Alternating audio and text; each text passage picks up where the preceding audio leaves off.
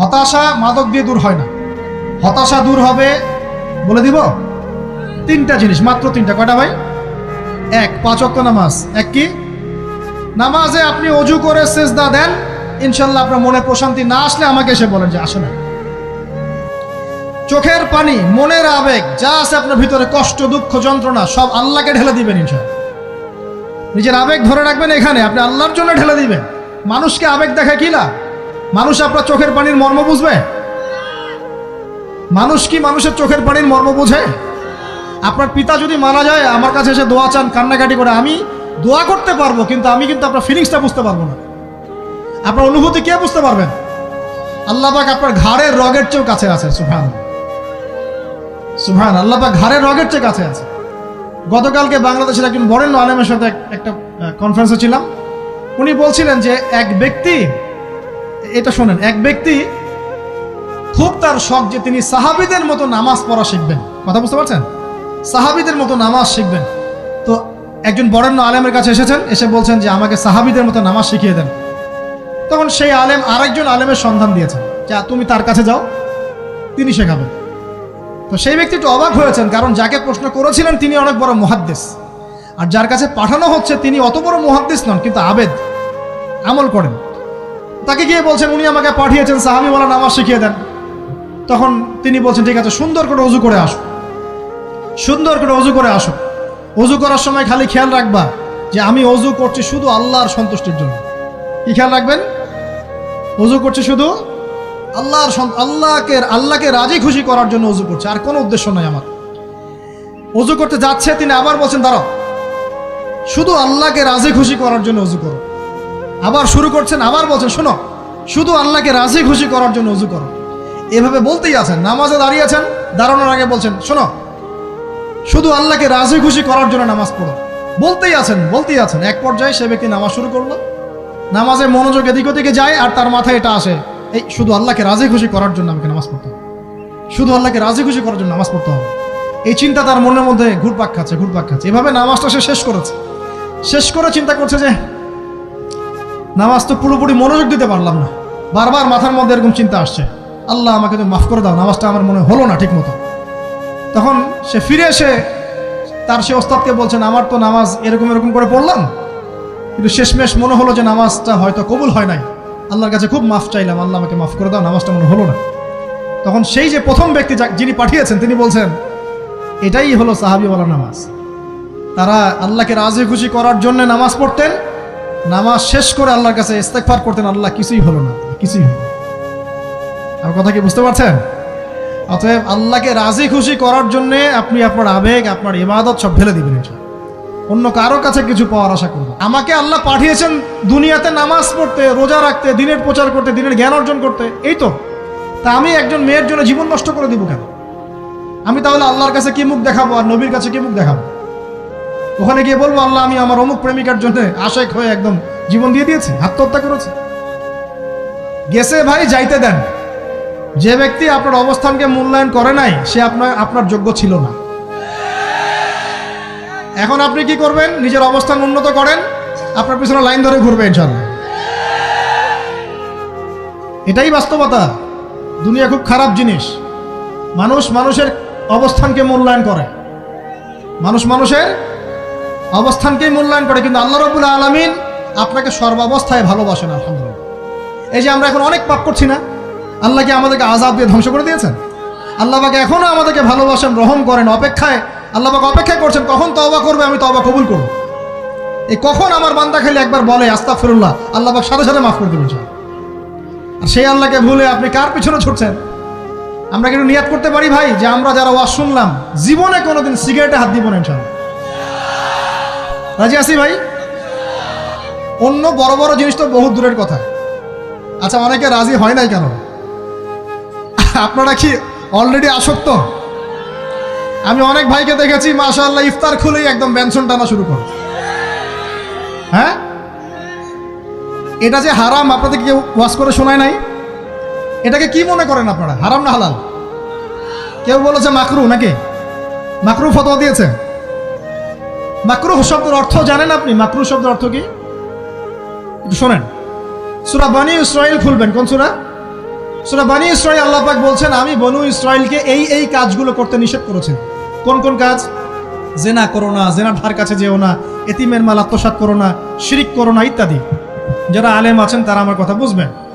এই কাজগুলোর পরে আল্লাহ পাক বলছেন যে এই প্রত্যেকটা কাজ আল্লাহর কাছে মাকরুহ, অপছন্দের। কিসের? অপছন্দ। আর এটাকে আপনি সহজ মনে করছেন? নিয়াত করি আল্লাহ পাকের সন্তুষ্টির জন্য আমরা কোনোদিনও মাদকের সাথে সম্পৃক্ত হব না ইনশাআল্লাহ। আর বিশ্বাস করেন, শুধুমাত্র মাদকদ্রব্য নিয়ন্ত্রণ অধিদপ্তর এই আইন কানুন এগুলো দিয়ে, জরিমানা দিয়ে মানুষকে মাদক ছাড়ানো যাচ্ছে না, যাবে না। কেন যাবে না এটা আপনারা খুব ভালো করেই জানেন, আমি বলতে চাচ্ছি না। অনেক সময় মাদক বিরোধী কনসার্ট করে মানুষ, মাদক বিরোধী কনসার্টে ওঠার আগে এক বোতল ডাইল খেয়ে আসে আগে। এগুলো কি বাস্তব কথা বলছি না অবাস্তব কথা বলছি? আমাদের যুবক ভাইরা কোশ্চিন কালেও মাদকের ধার কাছে যাবেন না ইনশাআল্লাহ। একটা হাদিস খালি মনে রাখেন, এই হাদিসটা মনে রাখেন। নবী সাল্লাল্লাহু আলাইহি ওয়াসাল্লাম বলেছেন, কেউ যদি মাদকদ্রব্য সেবন করে তার 40 দিনের নামাজ কবুল হবে না। সিগারেট একটা খেয়েছি, 40 দিন নামাজ নাই। এরপর যদি সে তওবা করে আল্লাহ মাফ করে দিবেন। আবার যদি মাদক খায় আবার 40 দিন কবুল হবে না। যদি আবার তওবা করে আল্লাহ মাফ করে দিবেন। আবারও যদি খায় আবারও 40 দিন কবুল হবে না। আবারও তওবা করলে আল্লাহ আবার মাফ করে দিবেন। চতুর্থবার সে যদি মাদক খায়, আল্লাহ রাসূল সাল্লাল্লাহু আলাইহি ওয়াসাল্লাম বলছেন, আল্লাহ পাক কিয়ামতের মাঠে তাকে তিনাতুল খাবাল পান করাবেন। কি পান করাবেন? তিনাতুল খাবাল। সাহাবীরা বললেন, ইয়া রাসূলুল্লাহ, এটা কি? তিনাতুল খাবাল কি? নবী সাল্লাল্লাহু আলাইহি ওয়াসাল্লাম বলছেন, এটা হচ্ছে জাহান্নামীদেরকে আযাব দেওয়ার পর তাদের রক্ত মাংসের যে পুঁজ বের হবে, এই যে ড্রিঙ্কস, জাহান্নামের হার্ড ড্রিঙ্কস, এই ড্রিঙ্কসের নাম হলো তিনাতুল খাবাল। আল্লাহ পাক আমাদের সবাইকে মাদক থেকে বাঁচিয়ে রাখুন। আমল হচ্ছে কোরআন তেলাওয়াত। যে ব্যক্তি কোরআন তেলাওয়াত করতে পারে নিয়মিত, তার মনের মধ্যে এই হতাশা, এই ভীরুতা, এই কাপুরুষতা কিচ্ছু আসবে না ইনশাআল্লাহ। আমি গ্যারান্টি দিচ্ছি আপনাকে, হতাশা আসবেই না আপনার মনে যদি আপনি কোরআন বুঝতে পারেন। কোরআনের একটা আয়াত নিয়ে কোনো সময় দেখা যায় 2-3 ঘন্টা সময় পার হয়ে যাচ্ছে, আয়াতটা ছেড়ে সামনে যেতে পারছি না। কোরআনের ভিতরে ঢুকলে আপনি দুনিয়ায় ভুলে যাবেন কি হচ্ছে আশপাশে। আমি এমন অনেক আলেমকে দেখেছি যে একটা বই, পাতলা একটা বই, আরবি বই নিয়ে পড়া শুরু করেছেন, যে ফজরের পরে জোহরের ওয়াক্ত হয়ে যাচ্ছে, বইটাই শেষ করতে পারেননি।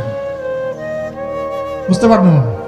যখন আপনি ইলমের ভিতরে ঢুকে যাবেন, কোরআনের ভিতরে, হাদিসের ভিতরে, আপনার দুনিয়ার খেয়ালই নাই।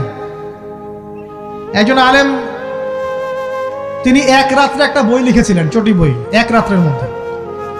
বলা হচ্ছে, তার সম্পর্কে বলা হচ্ছে যে রাতের খাবার তাকে দেয়া হয়েছে, যে আপনি এটা খেয়ে নেন। তো খাবারটা পাশেই আছে, খাবারটা খাবো, এটা লিখে খাবারটা খাবো, এরকম তার চিন্তা ছিল। ফজর হয়ে গেছে, বই লিখাও শেষ, খাবার এই অবস্থায় পড়ে আছে, ডুবে গেছেন ভিতরে, খাওয়ার মাথায় তার খেয়াল নাই। এরকম হয়। একজন মনীষী, বিখ্যাত মনীষী, রিয়াদুস সালেহিন কিতাবের রাইটার, সংকলক আল্লামা নববী রাহিমাহুল্লাহ, এরকম সারা রাত চলে গেছে, পাশে 2টা খেজুর, ওই 2টা খেজুর খাওয়ারই সময় পান। হাদিস নিয়ে গবেষণা করতে রাত পার হয়ে গেছে। আমি বলতে চাচ্ছি, যখন ইলমের ভিতরে, কোরআন হাদিসের ভিতরে ঢুকে যাবেন, আপনার দুনিয়ার খেয়াল আপনার চলে যাবে ইনশাআল্লাহ। এই টেনশন, হতাশা, এই সেই বাদ, তখনই আল্লাহ পাক আপনাকে তার পক্ষ থেকে রহমত দিবেন, বরকত দিবেন, আল্লাহ আপনার দুনিয়ার কাজগুলো করে দিবেন ইনশাআল্লাহ। তখন দেখবেন কেউ আপনার দুনিয়ার ওই কাজটা করে দিয়েছে, কেউ ওই কাজটা করে দিয়েছে, কেউ বাসায় খাবার পাঠিয়ে দিয়েছে, আল্লাহ পাকই এগুলো করাই দিবেন ইনশাআল্লাহ। তো প্রিয় ভাইরা, মাদকে যাব না আল্লাহর কাছে আসবো? 2 নাম্বার কোরআন তেলাওয়াত, 3 নাম্বার আল্লাহর জিকির। 3 নাম্বার কি ভাই? আল্লাহর জিকির। চলতে ফিরতে সব সময় মুখ চলতে থাকবে, মুখ না চললেও মনে মনে মন তাজা থাকবে, মনে মনে জিকির হতে থাকবে। মনে মনে জিকির করতে পারেন? মুখ নড়বে না, কিন্তু মনে মনে আপনার একটা জিকির হতে থাকবে, সুবহানাল্লাহ, আলহামদুলিল্লাহ, লা ইলাহা ইল্লাল্লাহ, আল্লাহু আকবার। করা যাবে? পারে। মানুষের মন কখনো চুপ করে থাকে না, কিন্তু মানুষের মন অলওয়েজ কিছু না কিছু চিন্তা করতে থাকে না, যতক্ষণ না ঘুমায় মানুষ। তো প্রিয় ভাইরা, বেশি বেশি জিকির করবো, সুবহানাল্লাহ, আলহামদুলিল্লাহ, লা ইলাহা ইল্লাল্লাহ, আল্লাহু আকবার, লা হাওলা ওয়ালা কুওয়াতা ইল্লা বিল্লাহ, এগুলো চলতে থাকবে। আল্লাহ পাক তৌফিক দান করুন। আমরা আমাদের সমাজে যুবকদেরকে এরকম টিকটকে দেখছি, অনলাইনে আসক্ত দেখছি, জেনায় আসক্ত দেখছি, পর্নোগ্রাফিতে আসক্ত দেখছি। আমরা দেখছি আমাদের যুব সমাজকে মাদকে আসক্ত, কিশোর গ্যাংয়ে আসক্ত। এইগুলো কি আমাদের কাম্য ছিল ভাই? আমাদের কাম্য ছিল? এই অবস্থায় কি যুব সমাজ আল্লাহ পাকের দ্বীনের পতাকা হাতে নিয়ে আল্লাহর জমিনে দিন কায়েম করতে পারবে কিনা একটু আমাকে উত্তর দেন দেখি। এখন এই অবস্থায় পারবে? অতএব অবস্থার উন্নতি করতে হবে কিনা? উন্নতির জন্য রাজি আছি কিনা ইনশাআল্লাহ? আমরা চাই কি আল্লাহ পাকের দিনটা আল্লাহর জমিনে প্রতিষ্ঠা লাভ করুক, আল্লাহর দিন সবার ঘরে ঘরে পৌঁছে যাক, আল্লাহ পাকের দিনের যে সৌন্দর্য সবাই সেটাই, এই সৌরভটা সবাই পাক, আমরা চাই কিনা? সমাজে শান্তি প্রতিষ্ঠা হোক, আবার সেই রাসূলের মতো যুগ চলে আসুক, আমরা চাই কিনা? অতএব আমাদের সবাইকে যৌবনের এই প্রলোভনগুলো থেকে বেরিয়ে এসে আল্লাহ পাকের ইবাদতে আত্মনিয়োগ করতে হবে। আল্লাহ পাক আমাদের সবাইকে তৌফিক দান করুন, বলি আমিন। আমাদের সবাইকে আল্লাহ রাব্বুল আলামিন কুরআন এবং হাদিসের গভীর জ্ঞান অর্জন করার তৌফিক দান করুন, বেশি থেকে বেশি ইবাদত করার তৌফিক দান করুন। আল্লাহ পাক সবাইকে হারাম সমস্ত রিজিক থেকে বাঁচিয়ে রাখুন, জেনা, ব্যভিচার এবং নারীর ফিতনা, মাদক থেকে আল্লাহ বাঁচিয়ে রাখুন। আল্লাহ পাক আমাদের সবাইকে হালাল রিজিক, হালাল সম্পর্ক যথেষ্ট করে দিন। আল্লাহ পাক আমাদের সবাইকে যেন দিনের দাওয়াতের মেহনত করার তৌফিক দান করেন এবং আলেম ওলামার সাথে পরামর্শ করে দিন শেখার এবং বোঝার তৌফিক দান করেন। যুবতী দিনী বোনদের জন্য, এখানে বোনরা আছেন না? আছেন কি না? দিনী বোনরা আছেন? একটা নসিহত দিনী বোনদের জন্য আমি একটা নসিহত করতে চাচ্ছি, একটা নসিহত। আমার এই একটা নসিহত একটু মন দিয়ে শুনুন প্রিয় দিনী বোন। রাসূলুল্লাহ সাল্লাল্লাহু আলাইহি ওয়াসাল্লাম আমাদের দিনী বোনদের জন্য জান্নাতে যাওয়ার একটা ফর্মুলা বলে দিয়েছেন। আমি কি বলবো সেটা?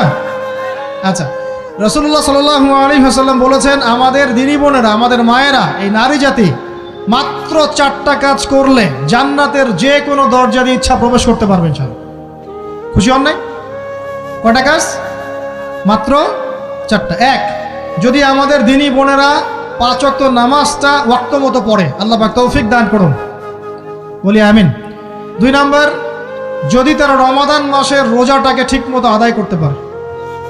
1 নাম্বার 5 ওয়াক্ত নামাজ ঠিকঠাক আদায় করা, 2 নাম্বার রমজান মাসের সাওম রাখা, 3 নাম্বার তাদের লজ্জাস্থানের হেফাজত করা, মানে শরঈ পর্দা মেনটেন করা, শরঈ পর্দা মেনটেন করা। এবং আমি বলে দেই, চেহারাটা আপনাদের পর্দার অন্তর্ভুক্ত। এটা নিয়ে অনেক বাকবিতণ্ডা হয় না সমাজে, চেহারা দেখানো যাবে কি যাবে না ইত্যাদি। চেহারা আপনার পর্দার অন্তর্ভুক্ত বিষয়, ফুল স্টপ। এর উপরে ফতোয়া অনেকভাবে দিচ্ছে, কিন্তু বরেণ্য উলামায়ে কেরামের কিতাবগুলো ঘাটাঘাটি করেন, তাদের ফতোয়া হচ্ছে চেহারা আপনার পর্দার অন্তর্ভুক্ত বিষয়, চেহারা ঢেকে রাখবেন, আল্লাহ পাক তৌফিক দান করুন। চোখ থাকবে খোলা, ঠিক আছে। 4 নাম্বার, স্বামীর আনুগত্য করতে হবে। স্বামীর আনুগত্য, এই যে আনুগত্য শব্দ শুনলেই মানুষের একটা মানে নেগেটিভ ধারণা তৈরি হতে পারে। স্বামীর আনুগত্য মানে কি আমি তার দাসত্ব করব? আনুগত্য মানে, প্রিয় দিনী বোন, আনুগত্য মানে দাসত্ব নয়। আনুগত্য মানে কোরআন সুন্নাহর যে বিধানগুলো আপনার স্বামী আপনাকে পালন করতে বলবে, আপনি সেগুলো করবেন, আপনি করতে বাধ্য। কিন্তু স্বামী যদি কোরআন সুন্নাহর বাইরে কিছু করতে বলে, সেটা মানতে আপনি বাধ্য নন। স্বামী যদি আপনাকে বলে যে সুদ খাও, এই যে সুদি এনজিওতে আসো, নাম লেখাও। স্বামী যদি আপনাকে বলে যে আসো বেপর্দায় বাইরে যাই, সাজুগুজু করে বের হও, চলো ঘুরে আসে বেপর্দায়। স্বামী যদি বলে দেবরকে একটু খাবারটা দিয়ে আসো, আমার অফিসের কলিগ আসছে, খাবার পরিবেশন করো, আসো ডাইনিংয়ে আসো, এই যে হারাম কাজ, বেপর্দার আদেশ করছে, সুদের আদেশ করছে, আপনি সেগুলো পালন করবেন না। কিন্তু হালাল বৈধ যে কোনো বিষয় আপনি স্বামীর আনুগত্য করবেন, এটা আপনার উপর ফরজ। এই 4টা কাজ যদি আপনি করতে পারেন, জান্নাতের যে কোনো দরজা দিয়ে ইচ্ছা আপনি প্রবেশ করতে পারবেন ইনশাআল্লাহ। আল্লাহ পাক আমাদের দিনী বোনদেরকে এই 4টা কাজ করার তৌফিক দান করুন। আমাদের সবাইকে আল্লাহ পাক জান্নাতের জন্য কবুল করুন, বলি আমিন।